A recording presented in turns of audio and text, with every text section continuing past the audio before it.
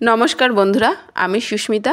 রবীন্দ্রনাথ ঠাকুরের বৈকুণ্ঠের খাতা নাটকটির কিছুটা অংশ আজকে তোমাদের সামনে পাঠ করছি। কেদার, ওর নাম কি? আজ তবে উঠি, অনেক বিরক্ত করা হয়ে গেছে। বিলক্ষণ, বিরক্ত আবার কিসের? একটু বসে যাও না। শোনো না, আমি চলে আসার পর সেদিন মনোরমা আমার কথা কিছু বললে? সে আবার কি বলবে? তোমার নাম করবা মাত্র তার গাল, ওর নাম কি? বিলেতি বেগুনের মতো টক টক করে ওঠে। বলো কি কেদার, এত লজ্জা? কি বলে? ওটাই তো হলো খারাপ লক্ষণ। ধুর, কি বলিস তার ঠিক নেই। খারাপ লক্ষণটা কি হলো শুনি? ওর নাম কি? ওটা স্বভাবের নিয়ম। যেমন তীর ছোড়া গোড়ায় পেছনের দিকে প্রাণপণে পড়ে টান, তারপরে ওর নাম কি ছাড়া বাবা মাত্রই সামনের দিকে একেবারে বো করে দেয় ছুট।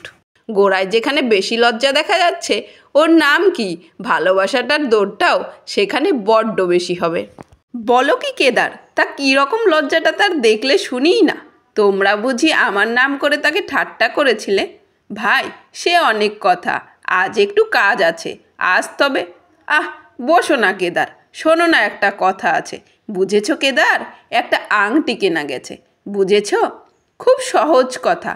ওর নাম কি বুঝেছি। সহজ? আচ্ছা, কি বুঝেছো বলো দেখি।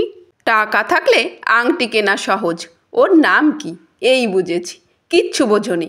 এই আংটিটা আমি তোমার হাত দিয়ে মনোরমাকে উপহার পাঠাতে চাই, তাতে কিছু দোষ আছে? আমি তো কিছু দেখিনি, যদি বা থাকে তো দোষটুকু বাদ দিয়ে ওর নাম কি, আংটিটুকু নিলেই হবে। তোমার ঠাট্টা রাখো। শোনো না কেদার, এই সঙ্গে একটা চিঠিও দিই না। সে আর বেশি কথা কি, তবে চট করে লিখে দিই।